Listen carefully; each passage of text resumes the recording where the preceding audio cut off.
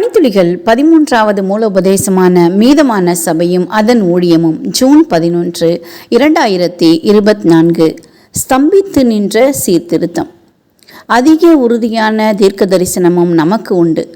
பொழுது விடிந்து விடிவெள்ளி உங்கள் இருதயங்களில் உதிக்கும் அளவும் இருளுள்ள ஸ்தலத்தில் பிரகாசிக்கிற விளக்கை போன்ற அவ்வசனத்தை கவனித்திருப்பது நலமாயிருக்கும்.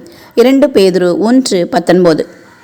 இனிப்பாக இருக்கும் என்ற ஆசையுடன் கடித்து அது கசப்பான பழமாக இருந்த அனுபவம் ஏற்பட்டதுண்டா? பழுத்த பழங்கள் பொதுவாக இனிப்பாகவும் மென்மையாகவும் மாறும். மாம்பழம், வாழைப்பழம் போன்றவற்றை வேறு இடங்களுக்கு கொண்டு செல்வதற்காக அவை பச்சை நிறத்தில் இருக்கும்போதே பறிப்பார்கள். அப்படி பறித்தாலும் அவை பழுத்துவிடும்.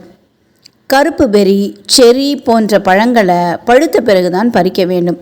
பறித்த பிறகு அவை பழுப்பதற்கு வாய்ப்பே இல்லை. புரோட்டஸ்டண்ட் சீர்திருத்தம் 16ஆம் நூற்றாண்டில் முடிந்திருக்கக்கூடாது. தேவ துரோகம் காலத்தில் தொலைந்து போன பல சத்தியங்களை சீர்திருத்தவாதிகள் கண்டுபிடித்தாலும் கூட வெளிச்சம் அனைத்தையும் கண்டுபிடிக்கவில்லை. வெளிச்சம் கிடைத்தது, ஆனால் பொழுது விடிந்து விடிவெள்ளி உங்கள் இருதயங்களில் உதிக்கும் அளவும் இன்னும் அதிக வெளிச்சத்தை கண்டுபிடிக்க வேண்டி இருந்தது என்று 2 பேதுரு 1:19 வாசிக்கிறது போல முழுக்கு ஞானஸ்தானம், மரித்தோரின் நிலை, வேதாகம ஓய்வு நாள் போன்ற விலையுயர்ந்த போதனைகளை கண்டுபிடிக்க வேண்டியிருந்தது.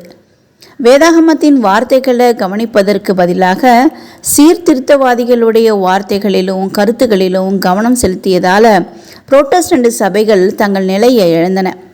நல்ல மரம் கெட்ட கனிகளை கொடுக்க மாட்டாது, கெட்ட மரம் நல்ல கனிகளை கொடுக்க மாட்டாது என்று இயேசு சொன்னார். மத்தேயு 7:18. வேதாகமம் உங்களுடைய இருதயங்களில் பேசாதிருந்தால், வெறும் தகவல் அறிவுக்காக வேதாகமத்தை வாசித்தால் வாழ்க்கை கனி கொடுக்காத ஒன்றாக மாறிவிடும். இன்றைய செயலில் காட்டுங்கள். உங்கள் வேத ஆராய்ச்சியை எது அதிக பயனுள்ளதாக்குவதாக கண்டு கொண்டீங்க? இன்றைய ஆழமான ஆராய்ச்சிக்கு ஆமோஸ் 8:1-2, மத்தேயு 12:33, பிலிப்பியர் 1:6 கொடுக்கப்பட்ட வசனங்களை ஆழமா தியானிங்க. இந்த நாள் உங்களுக்கு இனிய நாளாக இருக்கட்டும்.